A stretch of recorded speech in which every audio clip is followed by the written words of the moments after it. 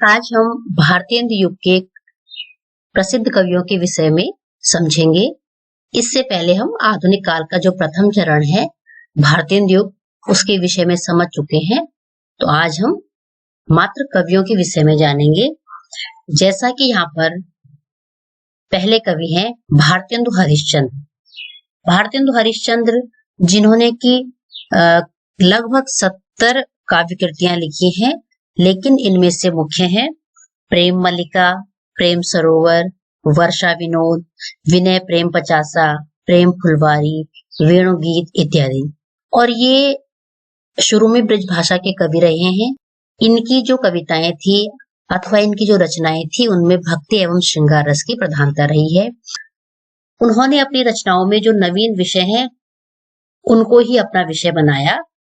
प्रकृति चित्रण उनकी रचनाओं में अधिक देखने को मिलता है और साथ ही देशभक्ति एवं राष्ट्रीयता के स्वर भी उनकी रचनाओं में उभरते हैं। कवि वचन सुधा, हरिश्चंद्र पत्रिका इत्यादि का भी उन्होंने संपादन किया। प्रताप नारायण मिश्र। प्रताप नारायण मिश्र की जो रचनाएं हैं उनमें मन की लहर, लोकोक्ति शतक, श्रृंगार विलास, प्रेम पुष्पावली इत्यादि हैं। ये कानपुर की साहित्यिक संस्था रसिक समाज से जुड़े हुए थे और ब्राह्मण जो पत्र है उसके संपादक थे। इन्होंने अपनी काव्य रचना ब्रजभाषा में भी की, निबंध और नाटक भी लिखे और जो भी समसामयिक देश में चल रहा था, राजनीतिक चेतना इत्यादि के विषय में इन्होंने लिखा।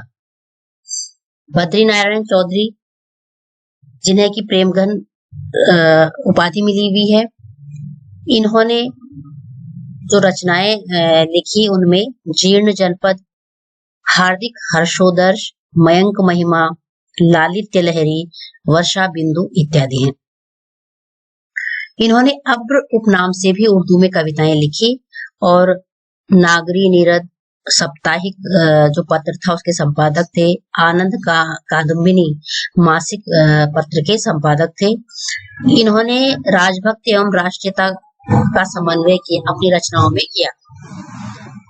राजभक्ति एवं राष्ट्रीयता का समन्वय इनकी रचनाओं में देखने को मिलता है।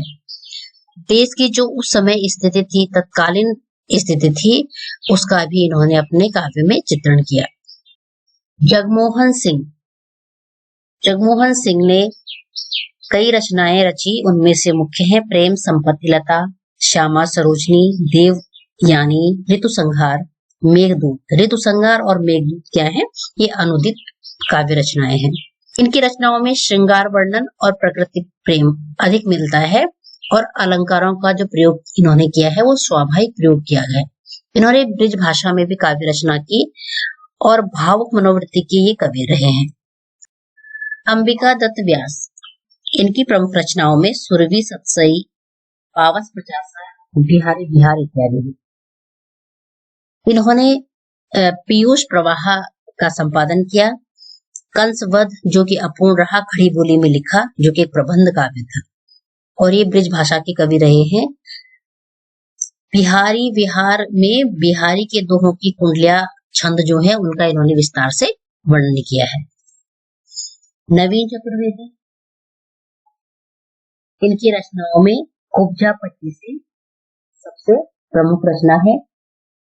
इनकी रचनाओं में भक्ति भावना एवं श्रृंगार की प्रधानता है और ये ब्रज भाषा के कवि रहे हैं। नवनी चतुर्वेदी जो कि जगन्नाथ दास रत्नाकर के गुरु भी रहे हैं। राधा कृष्ण दास।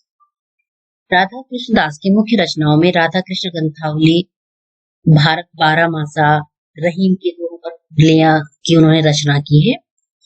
और ये राधा कृष्ण दास जो थे वो भारतेंदु के फुफेरे भाई थे और कविता के अतिरिक्त इन्होंने नाटक एवं उपन्यास लिखे और जो भक्ति एवं श्रृंगार के साथ साथ समकालीन जो राजनीतिक चेतना थी उसके विषय में भी इन्होंने लिखा।